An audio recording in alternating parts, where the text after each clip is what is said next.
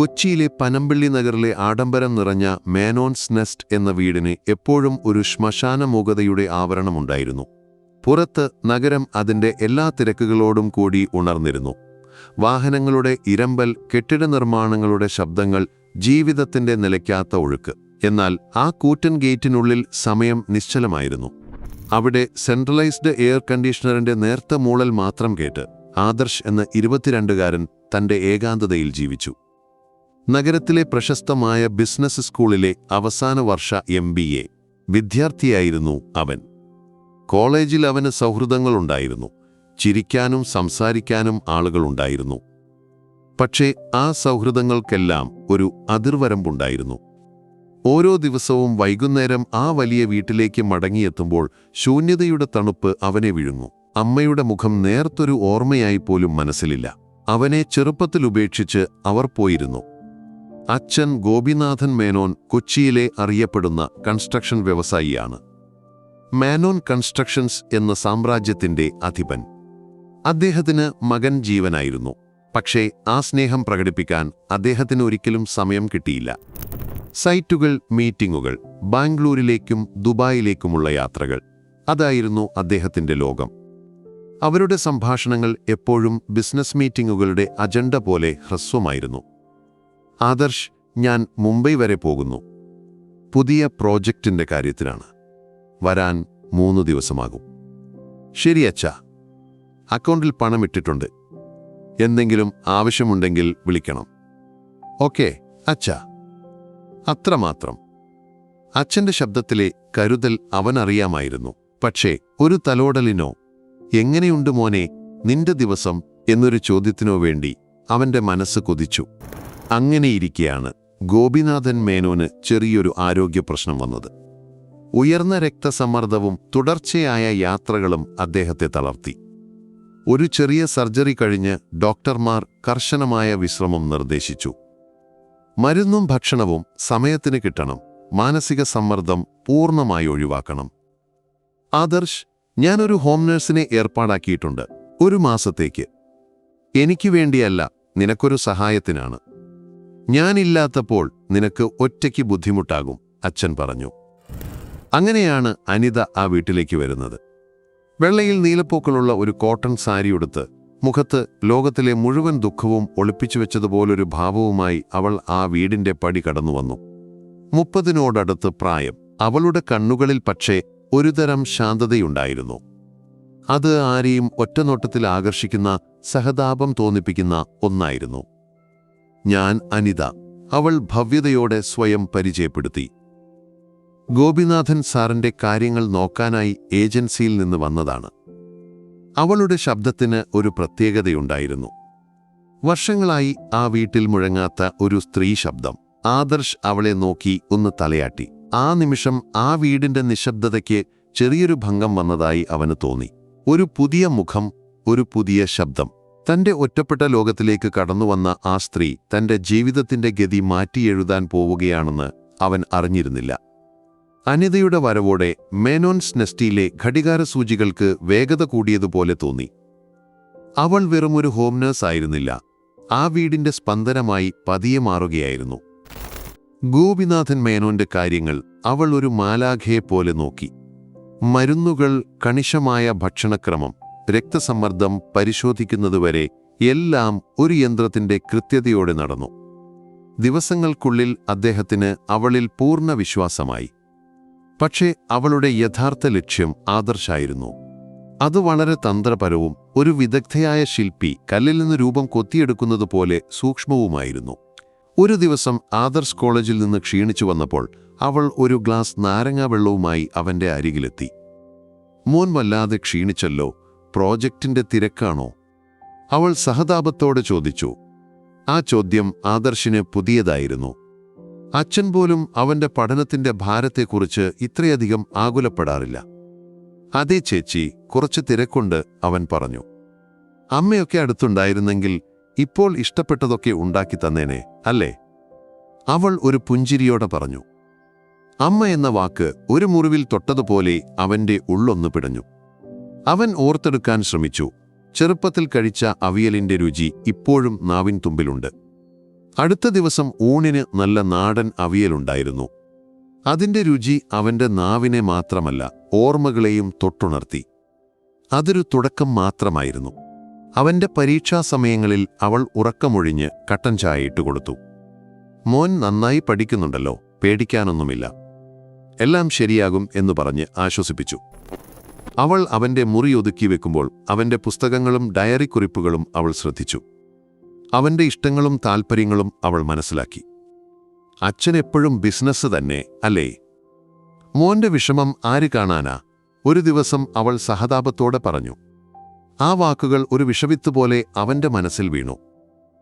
അതോടെ അച്ഛനോടുള്ള ചെറിയ അകൽച്ച വലുതാവാനും അനിത തന്റെ ഏക ആശ്രയമാണെന്ന തോന്നൽ അവനിൽ ശക്തമാവാനും തുടങ്ങി. അവൾ തന്റെ കഥകൾ അവനോട് പറയാൻ തുടങ്ങി.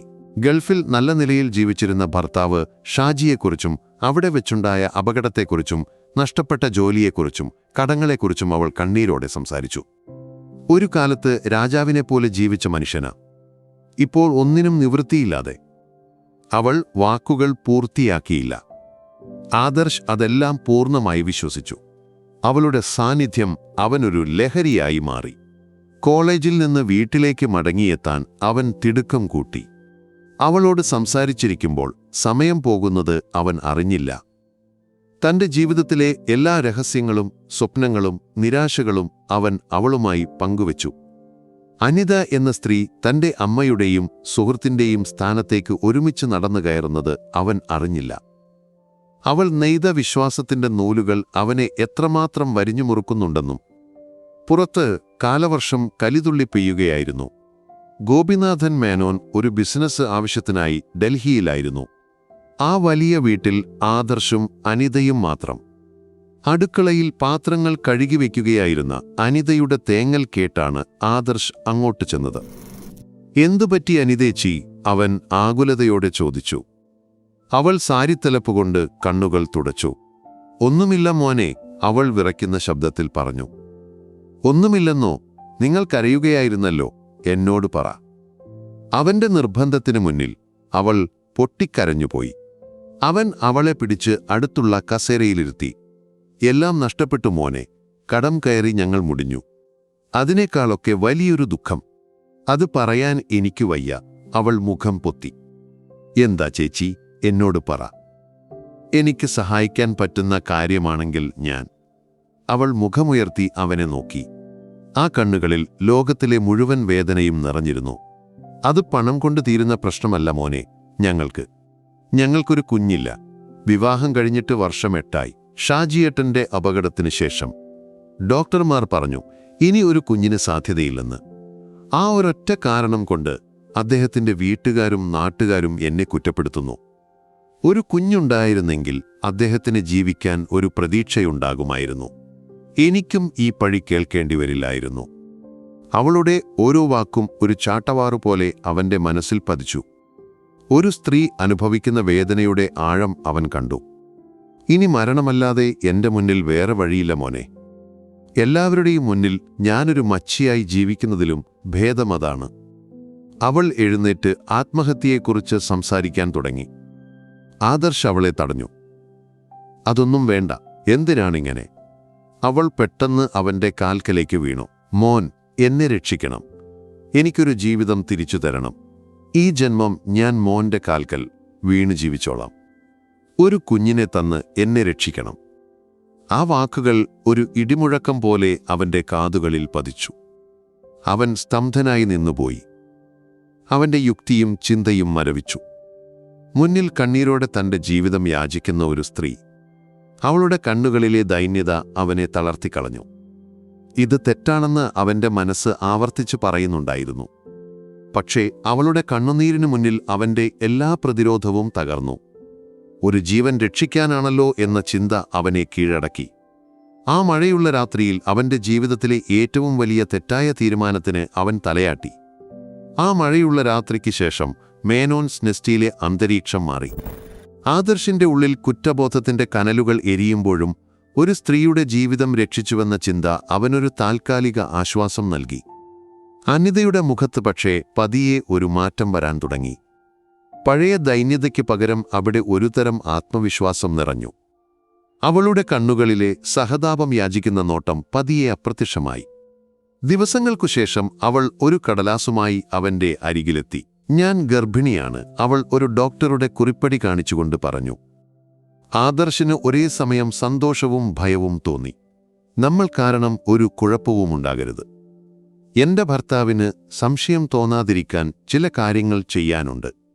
കുറച്ച് പണം വേണം, അവൾ പറഞ്ഞു. അതായിരുന്നു തുടക്കം. സ്നേഹത്തോടെയുള്ള സഹായ അഭ്യർത്ഥനകൾ പതിയെ ആവശ്യങ്ങളായി മാറി. ആശുപത്രി ചെലവുകൾ, പ്രത്യേക മരുന്നുകൾ, ഭർത്താവിന്റെ കടം വീട്ടാനുള്ള പണം. അവളുടെ ആവശ്യങ്ങൾ വർദ്ധിച്ചുകൊണ്ടേയിരുന്നു.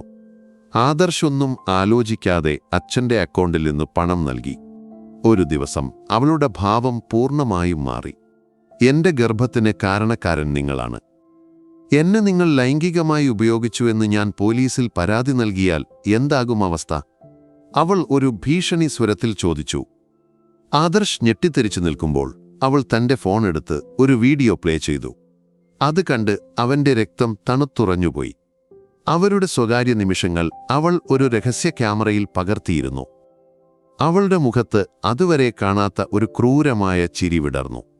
ഒന്നുകിൽ 50 ലക്ഷം രൂപ എനിക്ക് തരണം, അല്ലെങ്കിൽ ഈ വീഡിയോയും എന്റെ പരാതിയും നിങ്ങളുടെ അച്ഛന്റെയും പോലീസിന്റെയും മുന്നിലെത്തും. അതോടെ നിങ്ങളുടെ പഠിപ്പും ഭാവിയും എല്ലാം തീരും. ചതിക്കപ്പെട്ടെന്നറിഞ്ഞപ്പോൾ അവന്റെ ലോകം കീഴ്മേൽ മറിഞ്ഞു. അവളുടെ കണ്ണുനീരും ദൈന്യതയും കഥകളുമെല്ലാം ഒരു കെണിയായിരുന്നുവെന്ന് അവൻ വേദനയോടെ തിരിച്ചറിഞ്ഞു. സ്നേഹം നടിച്ച് തന്റെ ജീവിതത്തിലേക്ക് കടന്നുവന്ന ആ സ്ത്രീയുടെ യഥാർത്ഥ മുഖം ഒരു ഭീകരരൂപിയെപ്പോലെ അവന് മുന്നിൽ അനാവരണം ചെയ്യപ്പെട്ടു. അനിതയുടെ യഥാർത്ഥ മുഖം കണ്ടതോടെ ആദർശ് പൂർണ്ണമായി തകർന്നുപോയി. ഉറക്കമില്ലാത്ത രാത്രികൾ, പേടിസ്വപ്നങ്ങൾ കണ്ട് ഞെട്ടിയുണരുന്ന പകലുകൾ. അവന്റെ പഠനത്തിലെ ശ്രദ്ധ പൂർണ്ണമായി നഷ്ടപ്പെട്ടു. അവൻ കൂട്ടുകാരിൽ നിന്നും സമൂഹത്തിൽ നിന്നും സ്വയം ഒളിച്ചു. കണ്ണാടിയിൽ നോക്കുമ്പോൾ പോലും അവന് തന്നോട് തന്നെ പുച്ഛം തോന്നി. ഈ നാണക്കേടും അപമാനവും സഹിച്ച് ജീവിക്കുന്നതിലും ഭേദം മരണമാണെന്ന് അവൻ ഉറപ്പിച്ചു. ഒരു രാത്രി എല്ലാവരും ഉറങ്ങിയ ശേഷം അവൻ തന്റെ മുറിയിൽ കയറി വാതിലടച്ചു. ജീവിതം അവസാനിപ്പിക്കാനുള്ള അവസാന തയ്യാറെടുപ്പിലായിരുന്നു അവൻ. ദിവസങ്ങളായി മകന്റെ പെരുമാറ്റത്തിലെ മാറ്റങ്ങൾ ശ്രദ്ധിച്ചിരുന്ന ഗോപിനാഥൻ മേനോന് എന്തോ പന്തികേട് തോന്നി. ഡൽഹിയിൽ നിന്ന് തിരിച്ചെത്തിയതു മുതൽ മകൻ തന്നിൽ നിന്ന് ഒഴിഞ്ഞുമാറുന്നത് അദ്ദേഹം ശ്രദ്ധിച്ചിരുന്നു. അദ്ദേഹം ആദർശിന്റെ മുറിക്ക് പുറത്തു വന്ന് വിളിച്ചു. പ്രതികരണമൊന്നും ഉണ്ടായില്ല. അദ്ദേഹത്തിന്റെ ഉള്ളിൽ ഒരാന്തൽ വിങ്ങി. സർവശക്തിയുമെടുത്ത് അദ്ദേഹം ആ വാതിൽ തള്ളിത്തുറന്നു. അകത്ത് ജീവിതം കൈവിട്ടുപോയ ഒരുവനെപ്പോലെ നിസ്സഹായനായി നിൽക്കുന്ന മകനെയാണ് അദ്ദേഹം കണ്ടത്. അച്ഛനെ കണ്ടതും ആദർശിന്റെ നിയന്ത്രണം നഷ്ടപ്പെട്ടു. അവനൊരു കൊച്ചുകുട്ടിയെപ്പോലെ അച്ഛന്റെ നെഞ്ചിൽ വീണ് പൊട്ടിക്കരഞ്ഞു. ഏങ്ങലടികൾക്കിടയിൽ അവൻ സംഭവിച്ചതെല്ലാം ഏറ്റുപറഞ്ഞു. ചതിയുടെയും വഞ്ചനയുടെയും മുഴുവൻ കഥയും. എല്ലാം കേട്ടുകഴിഞ്ഞപ്പോൾ ഗോപിനാഥൻ മേനോന്റെ മുഖം കോപം കൊണ്ട് ചുവന്നു. പക്ഷേ അടുത്ത നിമിഷം അദ്ദേഹം സ്വയം നിയന്ത്രിച്ചു. ഇപ്പോൾ തകരേണ്ടത് താനല്ല, തകർന്നുപോയ മകന് ഒരു താങ്ങാവുകയാണ് വേണ്ടതെന്ന് അദ്ദേഹം തിരിച്ചറിഞ്ഞു. അദ്ദേഹം മകനെ ചേർത്തുപിടിച്ചു. നീ ഒരു തെറ്റ് ചെയ്തു ആദർശ്. പക്ഷേ ജീവിതം അവസാനിപ്പിക്കലല്ല അതിനുള്ള പരിഹാരം. ഈ ചതിക്ക് പിന്നിലുള്ളവരെ നിയമത്തിന് മുന്നിൽ കൊണ്ടുവരണം. ഇനി ഞാൻ പറയുന്നത് നീ ശ്രദ്ധിച്ചു കേൾക്കുക. ആ വാക്കുകളിൽ ഒരു അച്ഛന്റെ സ്നേഹവും വർഷങ്ങളുടെ അനുഭവസമ്പത്തുള്ള ഒരു പോരാളിയുടെ നിശ്ചയദാർഢ്യവുമുണ്ടായിരുന്നു. ആ നിമിഷം ആദർശിന് നഷ്ടപ്പെട്ടുപോയ ധൈര്യം തിരിച്ചുകിട്ടി. താൻ ഒറ്റയ്ക്കല്ലെന്നും തന്റെ അച്ഛൻ ഒരു വൻമരം പോലെ തനിക്ക് തണലായി കൂടെയുണ്ടെന്നും അവൻ തിരിച്ചറിഞ്ഞു. ഗോപിനാഥൻ മേനോൻ സമയം പാഴാക്കിയില്ല. അദ്ദേഹം തന്റെ ഉന്നത പോലീസ് ഉദ്യോഗസ്ഥനായ സുഹൃത്ത് DYSP വർഗീസിനെ നേരിൽ പോയി കണ്ടു. കേസിന്റെ ഗൗരവവും മകന്റെ ഭാവിയും വിശദീകരിച്ചു. വർഗീസ് ഒരു സമർത്ഥനായ ഉദ്യോഗസ്ഥനായിരുന്നു. അദ്ദേഹം ഒരു കെണിയൊരുക്കാൻ തീരുമാനിച്ചു. അവരുടെ പദ്ധതി പ്രകാരം ആദർശ് അനിതയെ വിളിച്ചു. പണം ഞാൻ തരാം, പക്ഷേ 50 ലക്ഷം രൂപ ഒരുമിച്ച് എന്റെ കയ്യിലില്ല. നമുക്ക് നേരിൽ കാണാം. ഞാനൊരു അഡ്വാൻസ് തുക തരാം. ബാക്കി പിന്നീട്, അവൻ വിറയ്ക്കുന്ന ശബ്ദത്തിൽ പറഞ്ഞു. അവൾ അത് സമ്മതിച്ചു. നഗരത്തിന് പുറത്തുള്ള അധികം തിരക്കില്ലാത്ത ഒരു പഴയ ഗസ്റ്റ് ഹൗസിലേക്ക് വരാൻ അവൾ ആവശ്യപ്പെട്ടു. നിശ്ചയിച്ച ദിവസം പണം നിറച്ചതെന്ന് തോന്നിക്കുന്ന ഒരു ബാഗുമായി ആദർശും ഗോപിനാഥൻ മേനോനും ആ ഗസ്റ്റ് ഹൗസിലെത്തി. അവരുടെ ഓരോ ചലനവും നിരീക്ഷിച്ചുകൊണ്ട് പല വേഷങ്ങളിലായി പോലീസുകാർ ആ പരിസരത്ത് നിലയുറപ്പിച്ചിരുന്നു. താമസിയാതെ ഒരു കാർ ഗസ്റ്റ് ഹൗസിന്റെ മുറ്റത്ത് വന്നു നിന്നു. അതിൽ നിന്നും അനിതയും അവളുടെ ഭർത്താവ് എന്ന് പരിചയപ്പെടുത്തിയ ഷാജിയും ആത്മവിശ്വാസത്തോടെ ഇറങ്ങി വന്നു. ഷാജിയുടെ മുഖത്ത് ഒരു ക്രിമിനലിന്റെ ക്രൗര്യം നിഴലിച്ചിരുന്നു. പണം എവിടെ? ഷാജി പരുക്കൻ ശബ്ദത്തിൽ ചോദിച്ചു. ഗോപിനാഥൻ മേനോൻ ശാന്തനായി ബാഗ് അവർക്ക് നേരെ നീട്ടി. അനിത ആ ബാഗ് വാങ്ങി ആർത്തിയോടെ തുറന്നു. അതിൽ നോട്ടുകെട്ടുകൾ കണ്ടതും അവളുടെ മുഖം വിജയീഭാവത്തിൽ തിളങ്ങി. ആ നിമിഷം അതുവരെ പലയിടങ്ങളിലായി നിന്നിരുന്ന പോലീസുകാർ മിന്നൽ വേഗത്തിൽ അവരെ വളഞ്ഞു. ഡിവൈഎസ്പി വർഗീസ് മുന്നോട്ട് വന്നു. കളി കഴിഞ്ഞു അനിത.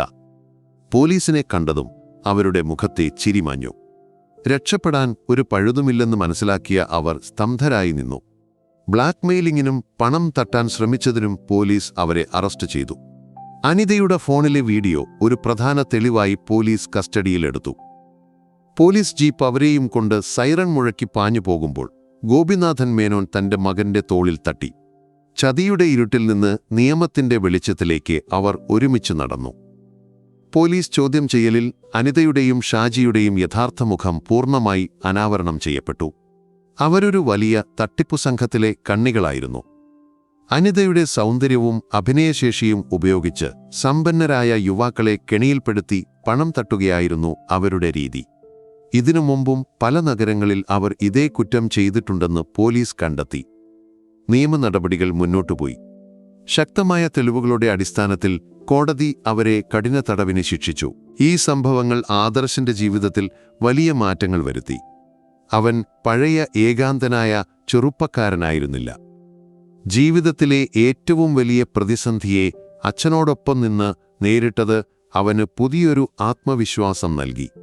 അവനും അച്ഛനും തമ്മിലുള്ള ബന്ധം കൂടുതൽ ദൃഢമായി.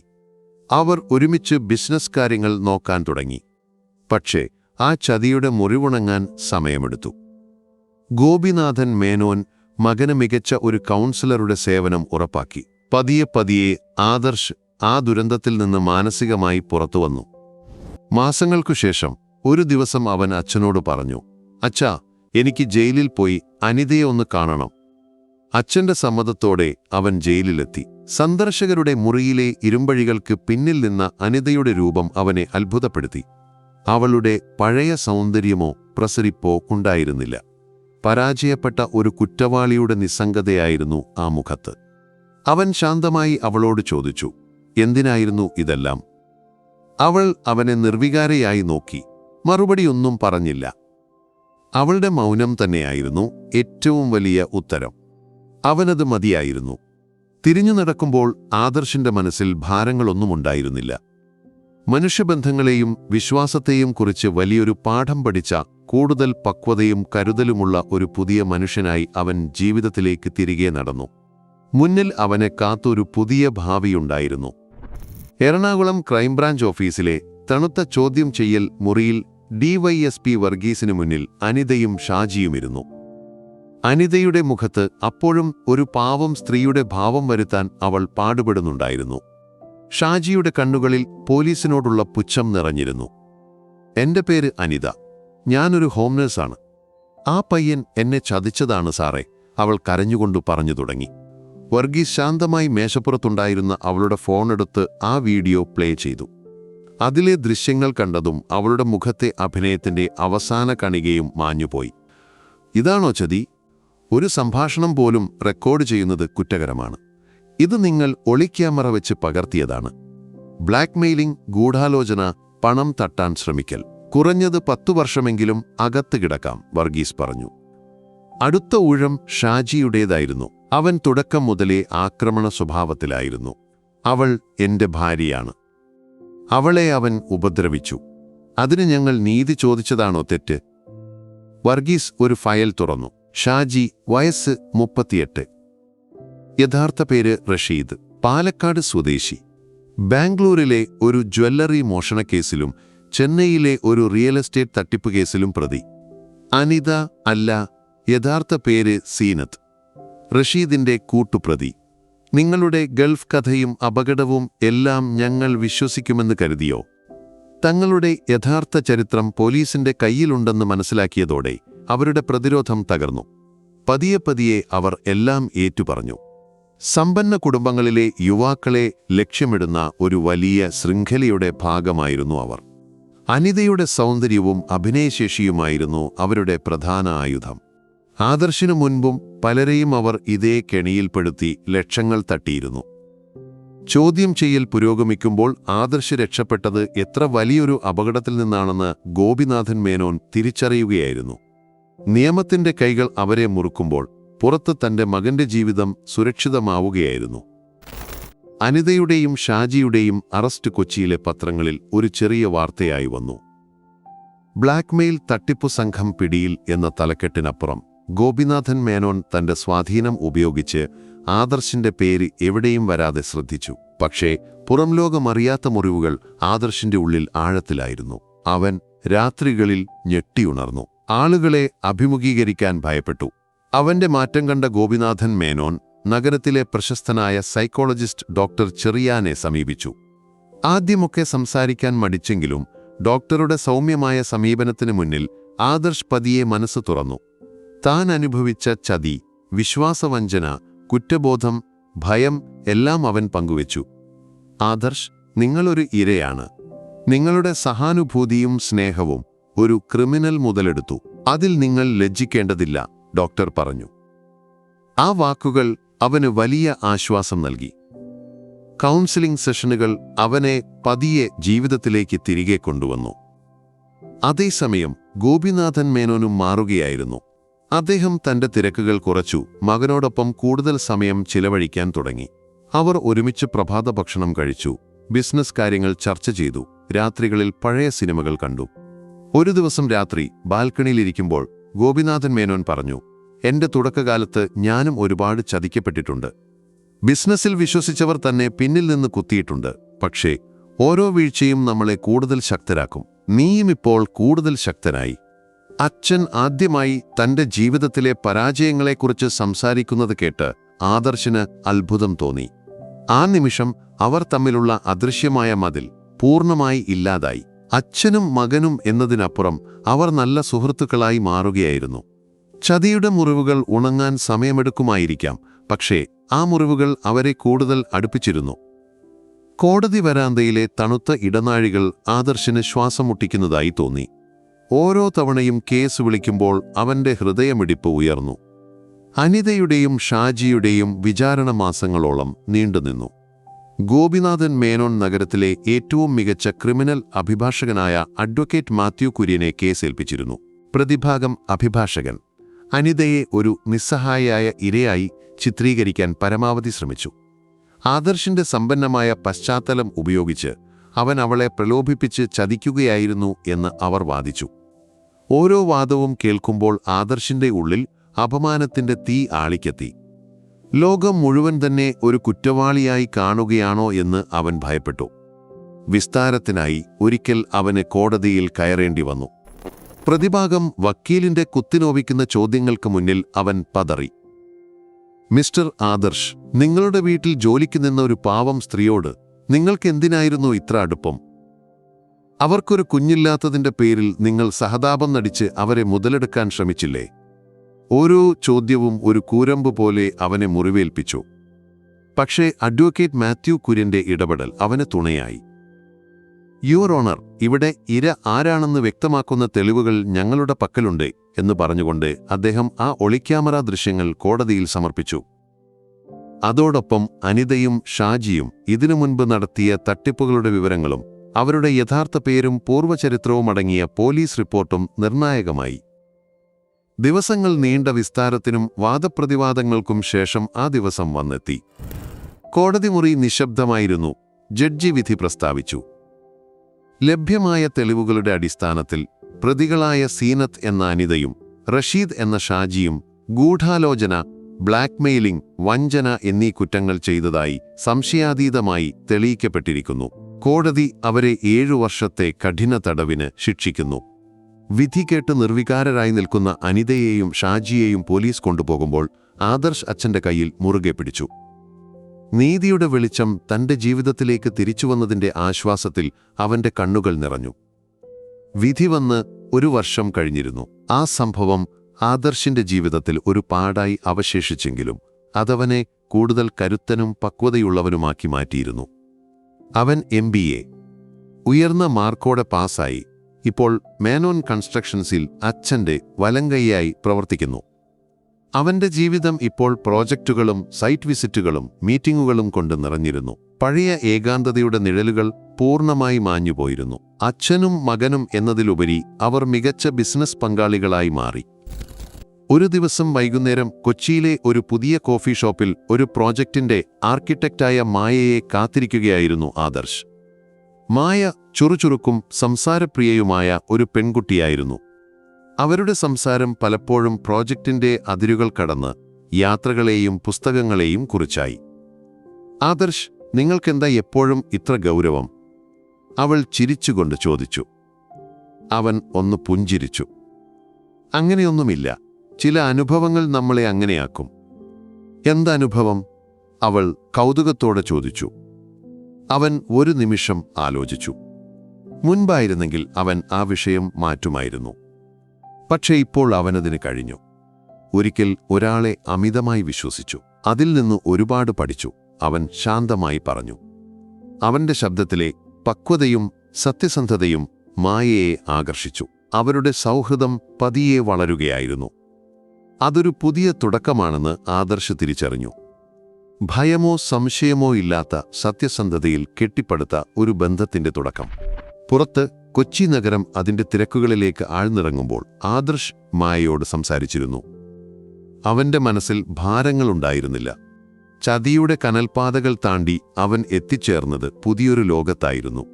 പുതിയ ആകാശം, പുതിയ ഭൂമി. അവിടെ വിശ്വാസത്തിന് പുതിയ അർത്ഥങ്ങളുണ്ടായിരുന്നു.